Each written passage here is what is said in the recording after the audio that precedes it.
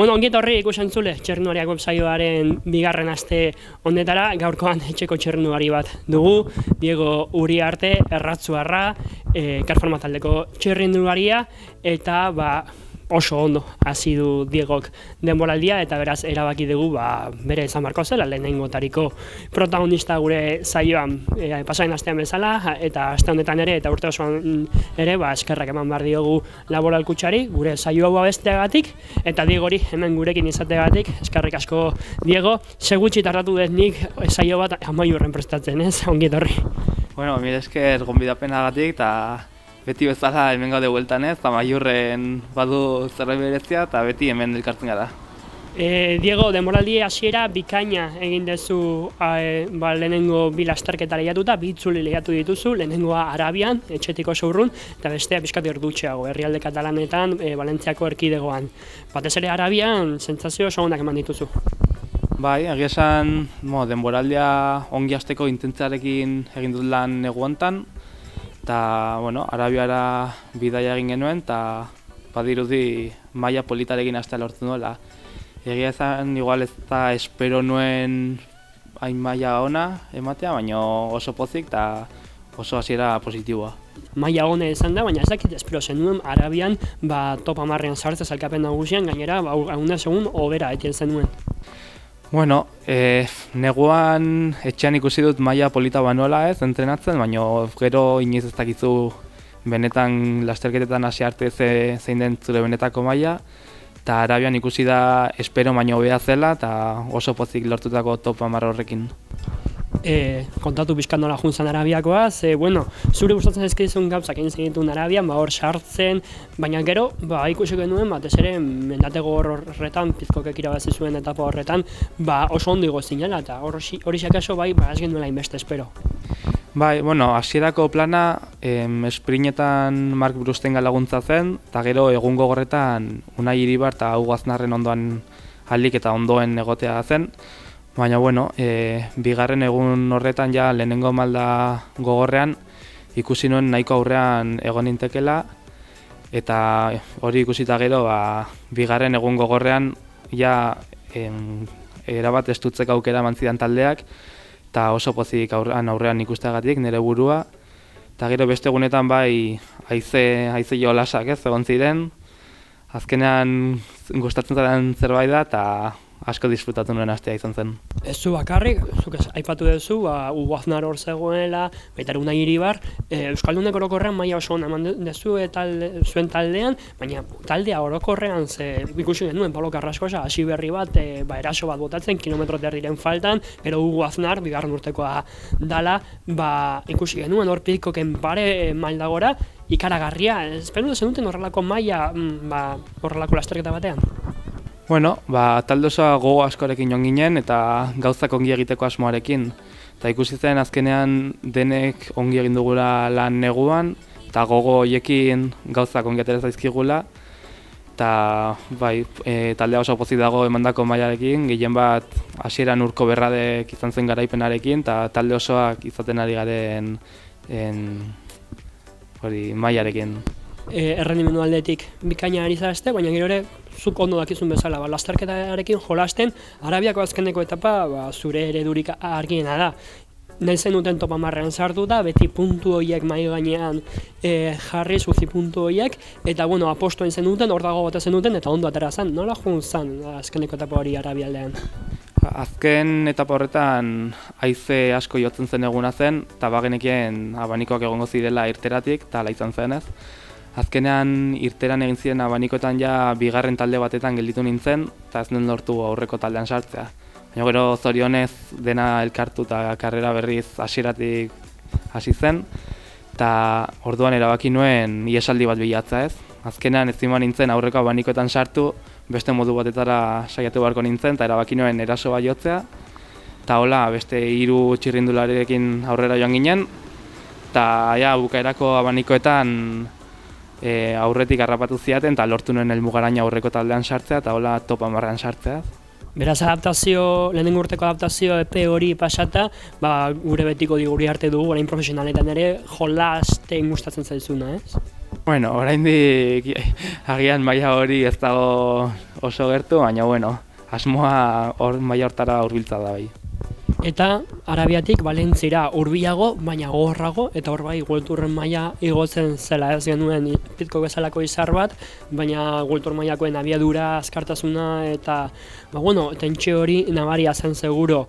Erlojupekoa agian esan zuen espero bezain ondo atera postu aldetikan, baina gero bai taldea presente izan da lasterketan, Iban Sosak oso maila ona eman du, eta zuk supongo Arabiako nekea eta gainera maila handiagoko lasterketa zela pixka apalago ibili zara.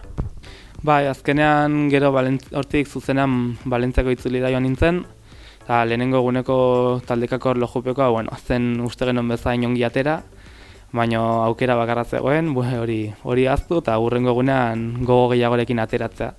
Eta hola egin genuen ez, azkenan Iban Sosa dugu orain txirrindulari berria taldean, eta denek badakigu zendolako maila duen baldagora. Eta hori aprobetxatzeko, bigarren egun gogor horretan ja bere aukera jokatu genuen. Karfarma taldea, eta bigarren egun horretara begira batez ere, Karfarma taldea gero setorbiago dago World Tourren gandik, hori sentitzen duzue, evidentemente, aurrekontu aldetikan eta baita ere gauza asko begiratuta talde apalagoa zaretela, baina errendun aldetikan, eta supongo iazko Vuelta a España mugarri izan zala, geroz eta parego zaudete, eta Iban Sosak 6. postu hori lortzea adibide argia da. Bai, azkenan argi ikusi da, azken urtetan taldea sortu zenetik, hasieran egia esan nahiko urrun ginean ez, talde goberenen gandik, baina urteak pasa hala ikusi da geroz eta hurbilago egon garela, eta erranduzun bezala iazko Vuelta a España irudi garbia da ez. Azkenean hor 3 garaipen lortzea ez dago zarresa, eta hor denek ikusi genuen haiekin egoteko aukera genuela eta sinisten hasi ginen, eta horten hasieratik ja ideia horrekin hasi gara urtea. Espainiako bueltako etapa garaipenei begira, egia da Pablo Castrillo mailan ikaragarri eman zuela, baita ere talde osoak Arabako etapa horretan, baina egia da zuk askotan aldarrekatu duzun behar hori erabili zenutela, dela indarrekin jolastu behar dela, noski, baina batez ere buruarekin eta mugitzen jakitea eta aurretiazko mugimenduek askotan daitekin eman dezaketela. Hori izan behar du, batean Karfarma taldearen jolas modua denboraldian zehar etekin ateratzeko eta batez ere uzi puntu baligarri horiek ateratzeko, ez? Baiz, azken finean World Tour mailako txirrindulario berenak gogandik urrun daudela, ez? Esan daiteke, haien kontra zuzenean jokatzen aukera gutxi dugu, horregatik igual taktikoki edo beste modu batetan jokatzen ikasi behar dugu eta horri etekin handiago aterat. Eta, aipatu dugu, Valentzaletik izan zara, hemendik aurrea hurrengo lasterketak Figueira izango duzu, Portugalgo klasikoa, eta gero Andaluzian espero zaitugu. Zer helburu orain epe motzean, supongo pedalkadana dezunez hori hobetzen saiatzea, nahiz eta bai Figueira, bai Andaluzia, World Tour mailako talde desentekin izango da ideala, eta gero epe ertainera ze helbururekin ari zara? Esan duzun bezala, orain lehenengo lasterketak berriz Figueiran izango dut, Portugalen, eta gero hortik zuzenean Andaluziako itzulira joanen naiz. Eta hor, asmoa pedalkolpe honekin jarraitzea eta taldeari alik eta gehien laguntza da, eta bada zergatik ez nire aukerak aprobetxatzea. Zure aukerak ez bakarrik garaipenaren bila, taldeak hainbesteko beharra duen uzi punto hoiena, ez? Gaur egungo txirrindularitzan ez da bakarrik garaipena bilatzen ez, edo zein aurreko postu ona da eta uzi punto horiek denek bilatzen ditugu.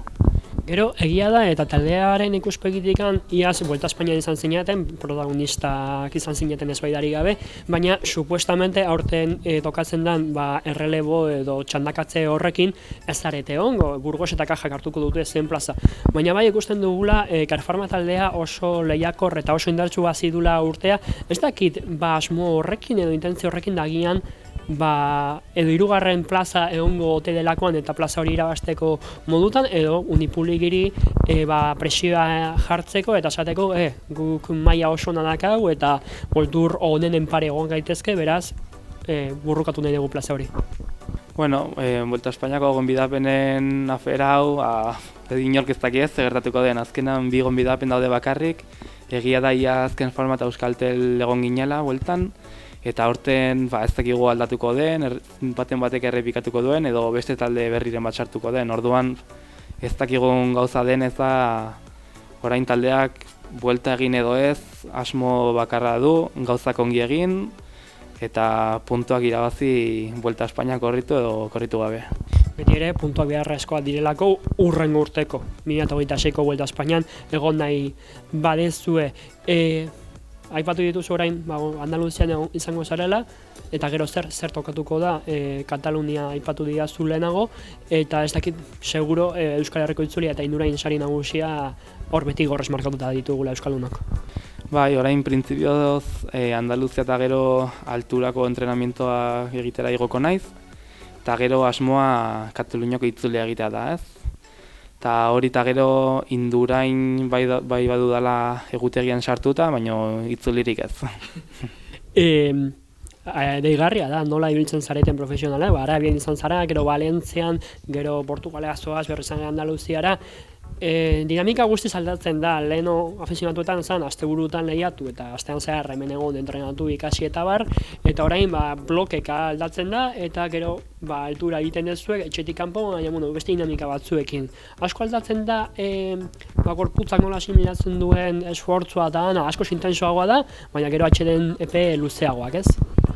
Bai, agian konpetizio egun gehiago daude elkarrekin, baina gero bai izaten dugula denbora gehiago deskantsatzeko, ez? Azkenan sub-23 mailan lasterketak astero izaten dira eta urte osoa pasatzen duzu astero lehiatzen.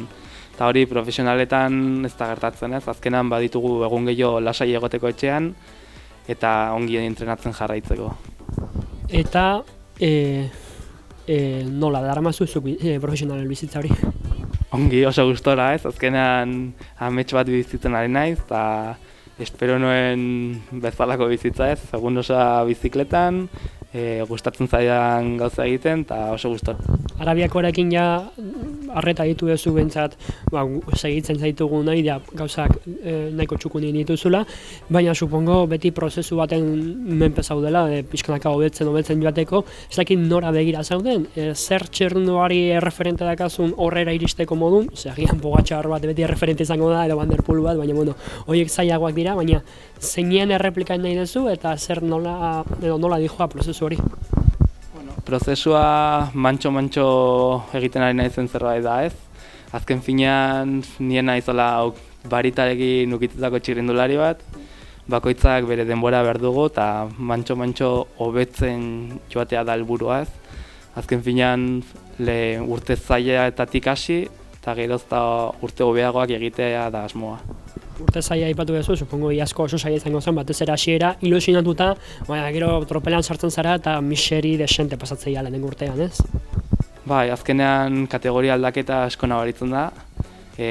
Tropeleko abiadura asko azkarragoa da, baina leku guztietan, ez? Azkenean Maldagora, Maldabera, Lauan, leku guztietan asko azkarrago jaten da.